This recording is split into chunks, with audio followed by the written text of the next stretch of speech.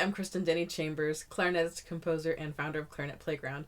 This is video number 26 out of 40, going through all of the etudes in Finger Fitness Études Book 2 with some little ideas and tricks to help you with your practicing as you get going with the music.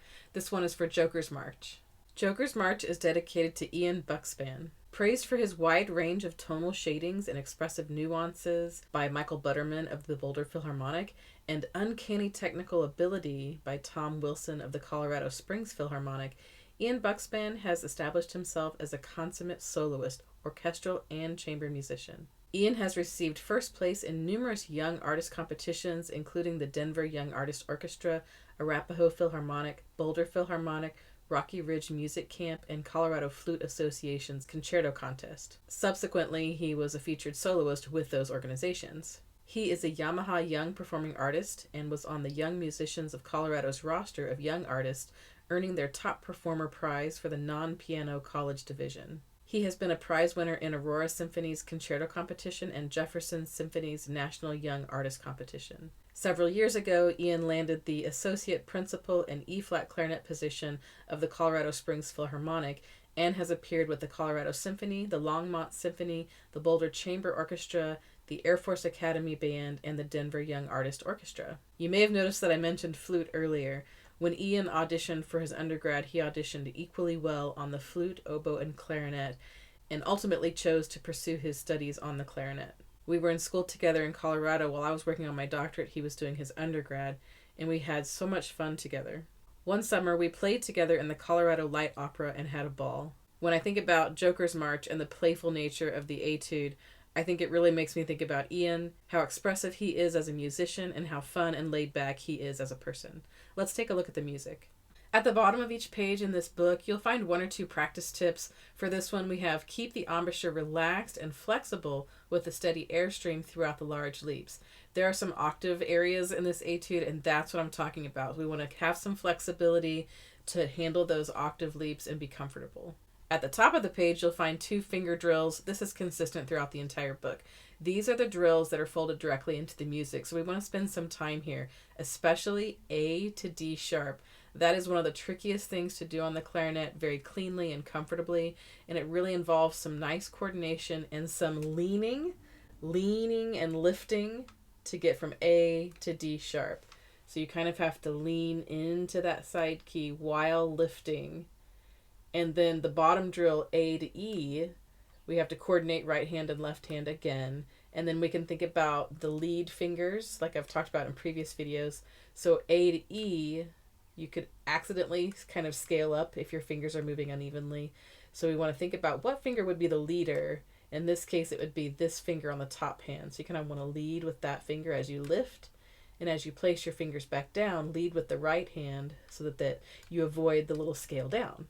So that takes some time to get used to it, but it's really worth thinking about that sort of mental hula hoop to practice that.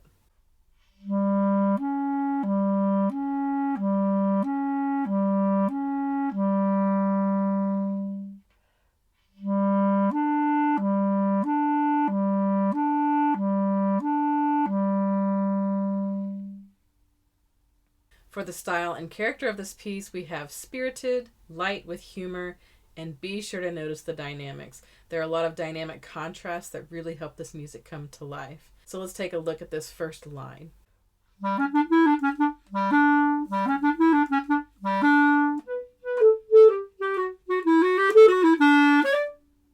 The jokester character remains consistent even in the contrasting A minor section.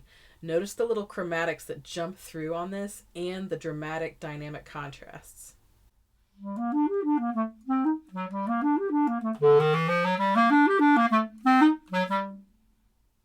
As we take a look at the rhythm for this etude, they're pretty typical rhythms that you would find in compound meter. We have constant eighth notes, we have quarter note eighth note, and we have dotted quarter notes.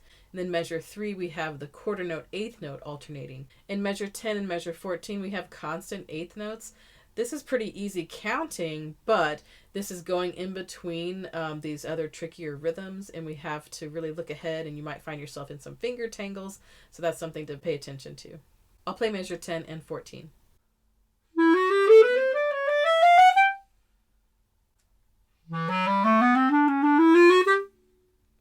Notice the shapes on those measures in particular.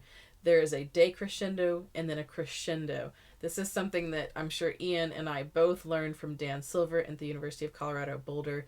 It really helps to kind of bring things to life when you have that decay halfway through something that's really moving and leading to something else. Now for some areas for special focus. The first interval poses some challenges and appears in several places.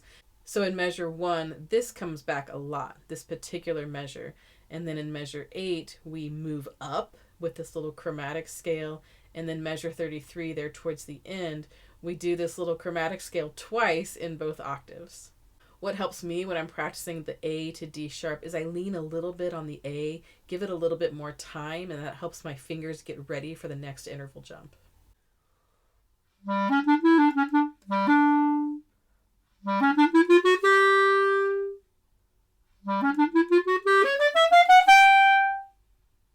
Octave jumps are another fun challenge in this etude, and you'll find them in 2 places, and you have them in 2 octaves of the octave jumps. So in measure 9 we have the higher version, in measure 13 we have the lower version, and notice that you'll need to think ahead about your pinkies in measure 13.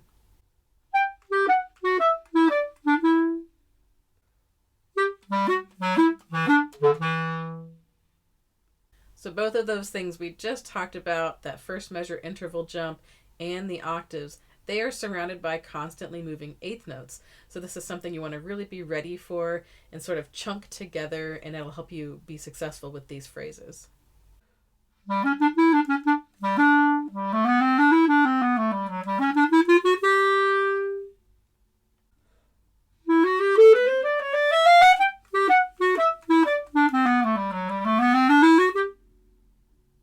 For a very clear bounce in the style, we want to clip or lift off the last note of a slur that's followed by a staccato.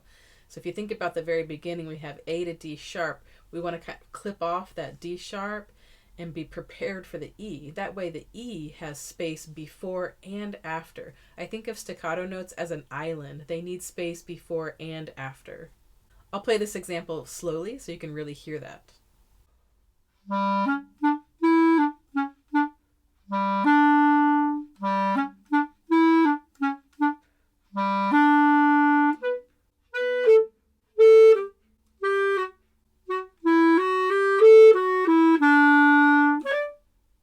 The next fun thing to work on is the molto rallentando and accelerando back to the out tempo.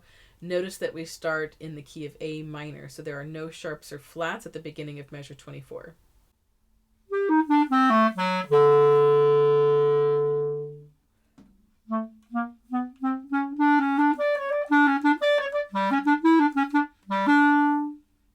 Now for some final thoughts on Joker's March. This one is pretty straightforward. The style is consistent throughout, and the tempo stays steady like a march, except for that one place where it slows down and then picks back up again.